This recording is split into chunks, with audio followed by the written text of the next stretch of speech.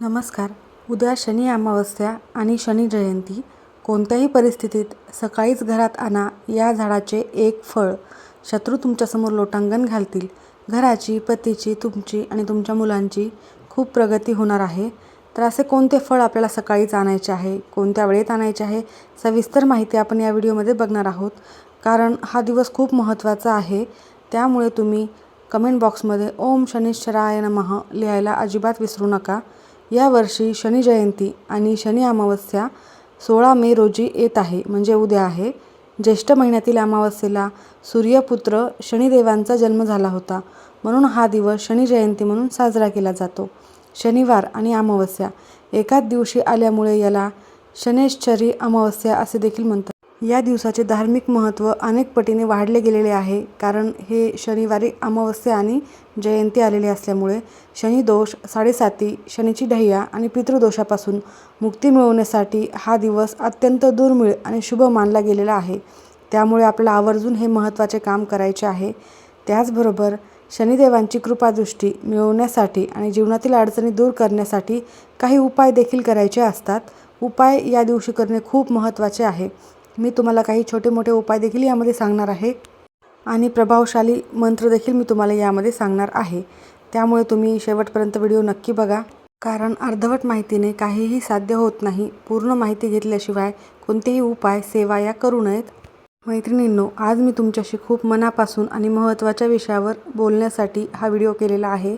आपल्या प्रत्येकाच्या आयुष्यात असा एक काळ असतो जेव्हा आपल्याला असं वाटतं की नशीब आपल्यासोबत असं का करतंय, आपल्या नशिबात काहीच नाही आहे का.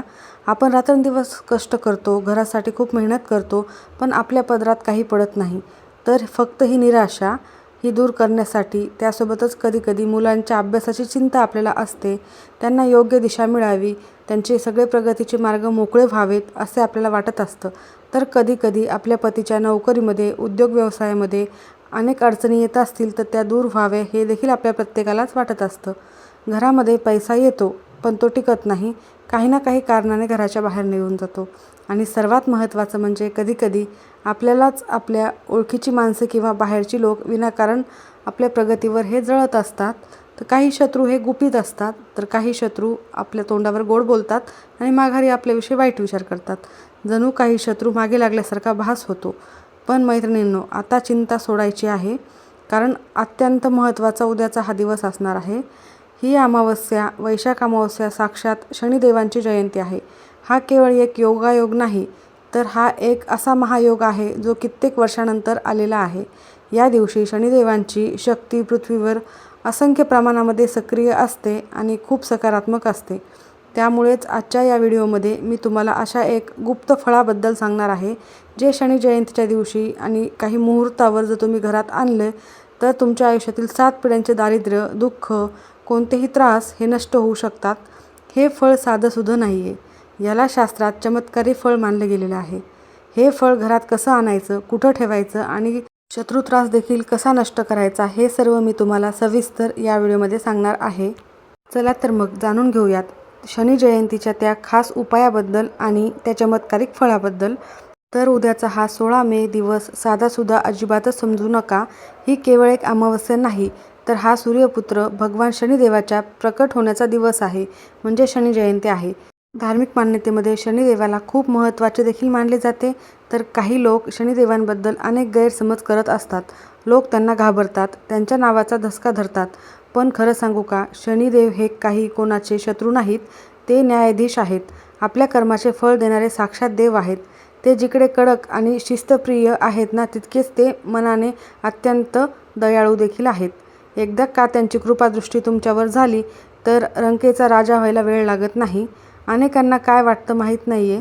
शनी जयंती आली की फक्त मंदिरात जायचं, पिंपळाच्या झाडाला प्रदक्षिणा घालायची आणि शनिदेवांच्या मूर्तीवर तेल अर्पण करायचं.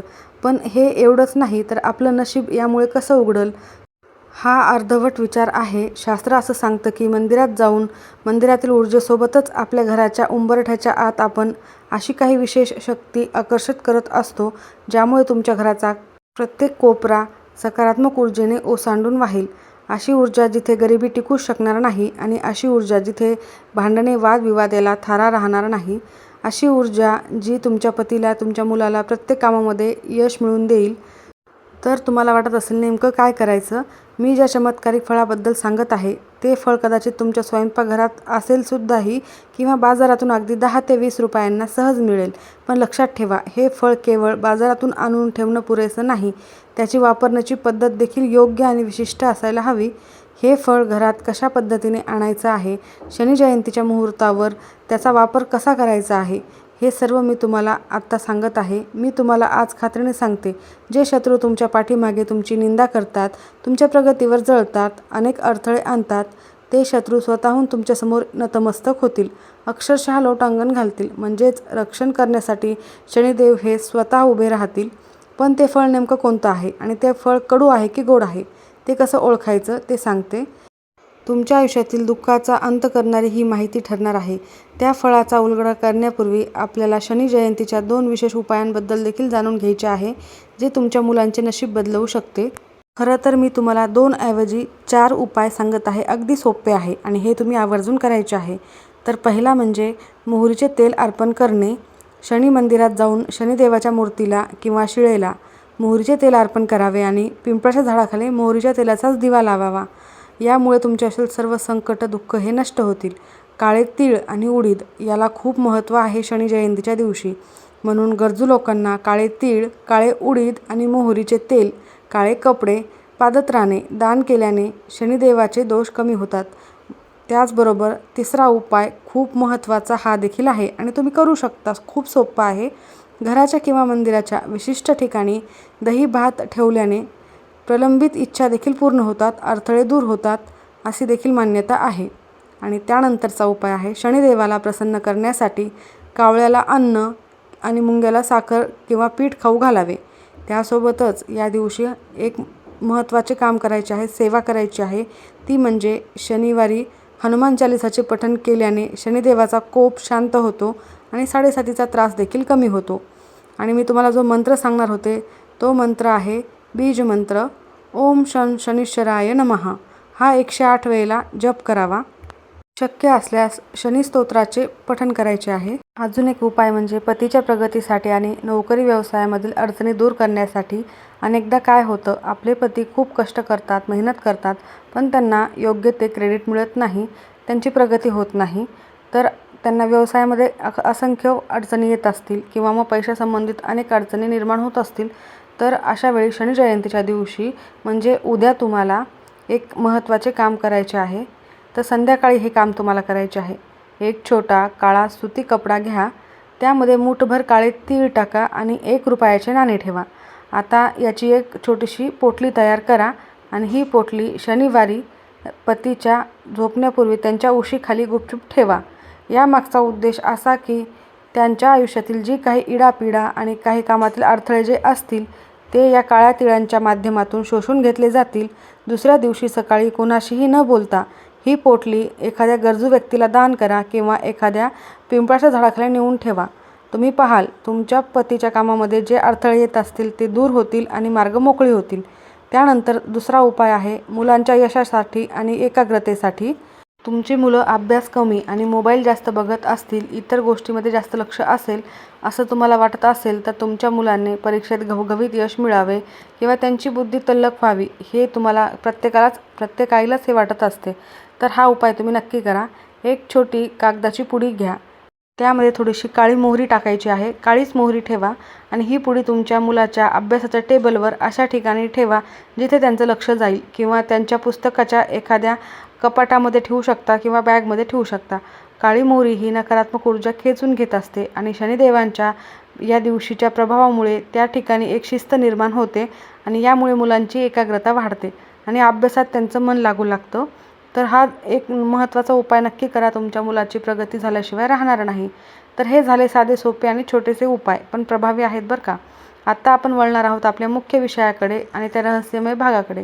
ज्या फळाची तुम्ही आतुरतेने वाट पाहत आहात ते फळ कोणतं, ज्याच्या वापराने अक्षरशः तुमच्या घरामध्ये सकारात्मकता आणि तुमचे नशीब पालटणार आहे, सकारात्मकता प्राप्त होणार आहे.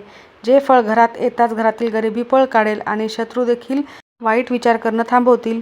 तर हे फळ तुमच्या आयुष्यातील एक सुवर्ण योग घेऊन येणारं आहे. चला तर मग बघूयात ते फळ कोणतं आहे. तर आता तो क्षण आलेला आहे ज्याची तुम्ही आतुरतेने वाट पाहत आहात. चमत्कारिक फळ जे उद्या तुम्हाला 16 मे शनी जयंतीला तुमचं नशीब पालटू शकणार आहे, ते फळ दुसरं तिसरं कोणतं नसून साक्षात नारळ आहे, ज्याला आपण श्रीफळ म्हणत असतो. श्रीफळाला आपल्या धार्मिक मान्यतेमध्ये आणि प्रत्येक पूजाविधीमध्ये खूप महत्त्वाचे स्थान आहे. त्याच्याशिवाय कोणतीही पूजाही अपूर्ण असते.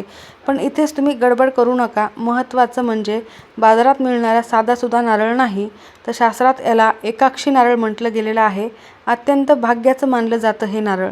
पण जर तो मिळाला नाही तर मग मी सांगते त्या पद्धतीने पूजलेला नारळ सुद्धा तितकाच प्रभावी ठरू शकतो. हा नारळ म्हणजे एक प्रकारचं सुरक्षा कवचच आहे, जे तुमच्या घरातील शत्रूंचा जो त्रास आहे तो नष्ट करेल, शत्रूच्या नजरेपासून तुम्हाला वाचवेल, कोणतीही बाधा तुमच्या घराला होणार नाही. आता नीट ऐका तुम्हाला काय करायचं आहे. तर उद्या शनी जयंतीच्या दिवशी सकाळी लवकर उठायचं आहे. संध्याकाळी सूर्यास्ताच्या वेळी बाजारात जा. तिथून एक चांगला नारळ घेऊन या, ज्याला जटा असलेला म्हणजे शेंडी असलेला मोठा नारळ विकत घ्या. तो हलवून पहा, त्यामध्ये पाणी असलंच पाहिजे. तो नारळ घेताना एक गोष्ट लक्षात ठेवा की नारळ विकत घेतल्यापासून ते घरी येऊपर्यंत तुम्ही कोणाशीही बोलायचं नाही आहे, अगदी कोणाशीच नाही. हे मौन तुमच्या संकल्पाची शक्ती वाढवत असते आणि तुमचे जे उपाय आहेत ते प्रभावी ठरत असतात. त्यानंतर घरी आल्यावर काय करावे? घरी आल्यावर सर्वप्रथम त्या नारळावर थोडेसे गंगाजल शिंपडायचे आहे. त्यानंतर एक अनामिका बोटाने त्या नारळावर तुम्हाला एक अतिशय सुंदर आणि छोटंसं एक स्वस्तिक काढायचं आहे. तुम्ही ते शेंदुराने काढू शकता. स्वस्तिक हे गणपती बाप्पांचं ऊर्जेचं प्रतीक आहे, मांगल्याचं प्रतीक आहे आणि शुभ प्रतीक आहे. त्यामुळे तुम्हाला छोटंसं स्वस्तिक काढायचं आहे. आणि आता सर्वात महत्त्वाचे काम करायचे आहे. हा नारळ हातात धरा आणि तुमच्या घराच्या मुख्य प्रवेशद्वारावर उभे राहा. घराच्या बाहेरच्या बाजूने हा नारळ स्वतःवरून आणि दरवाज्यावरून 7 वेळेला उतरवून घ्या. ज्याप्रमाणे घड्याळाचा काटा फिरतो त्याप्रमाणे.